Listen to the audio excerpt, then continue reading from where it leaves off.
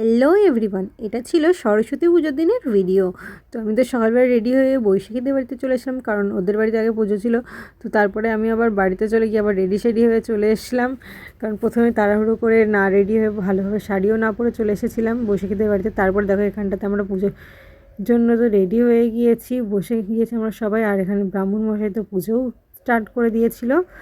তো তার সাথে সাথে আমরা অঞ্জলিটা দিয়ে নিলাম। অঞ্জলি দেওয়ার পরে দেখো একটা বাচ্চা হাতে খড়ি দিচ্ছিল। হাতে খড়ি দেওয়ার পরে শুরু হলো আরতি।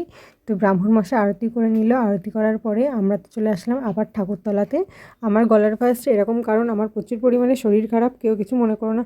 তারপরে আমরা বাড়ি থেকে কিছু খেয়ে রওনা দিয়েছিলাম আমরা ঘুরতে যাওয়ার উদ্দেশ্যে। তো আমরা যাচ্ছিলাম অ্যামেজিং পার্ক, বাট আমরা শর্ট রাস্তা ছেড়ে বড় রাস্তা দ্বারা আমরা গিয়েছিলাম।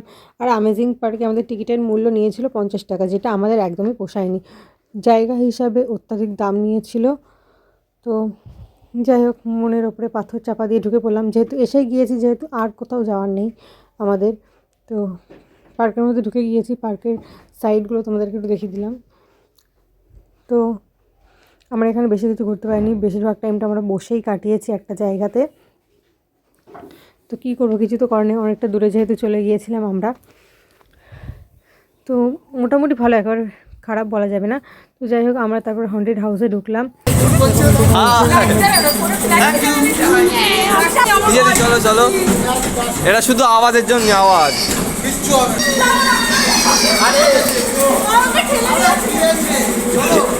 এই দামি দামি সব সেন্সার, বেশি আসবে না এই কল কল যে কোন। আরে এসো না, এরা হাই।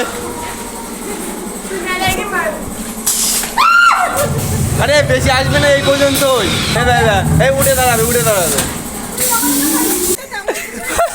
আরে এটা কি রয়েছে, ভয় একদমই নেই, খুবই অল্প। তো আমরা তারপরে 4 বান্ধবী মিলে ফটো তুলছিলাম, আর ভাই ফটো তুলে দিচ্ছিল আমাদেরকে।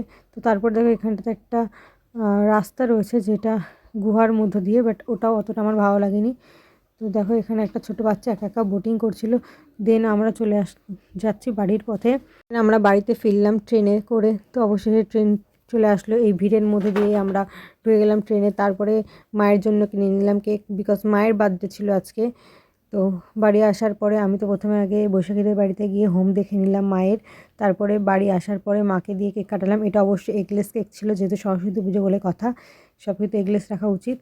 দিন আমাদের পাড়াতে আরেকটা জায়গায় পুজো হচ্ছিলো, সেখানে মায়ের দর্শন করতে চলে আসলাম। আর ওখানটায় দেখো বাচ্চাদেরকে নিয়ে খেলা শুরু হচ্ছিল। তো রাহুল, তোমরা যাকে চেনো, সে একটা সেজেছিল যেমন খুশি তেমন সাজাতে। তো সে প্রথমে খেলে প্রথমেই সে জিতে গেল। তারপরে দেখো বড়রা সবাই মিলে খেলছিল, কিন্তু কেউ পারছিল না মারতে, একমাত্র ও আর আমি আর একজন হয়তো পেরেছিল মারতে। দেখো সবার ওই 10 পাক করে ঘোরানোর পরে সবার মাথা তো টলছিল প্রচুর পরিমাণে। তারপর বাচ্চারাও খেললো, ওরা তো অ্যাকচুয়ালি বুঝতে পেরেছিল যে খেলাটা অ্যাকচুয়ালি কী।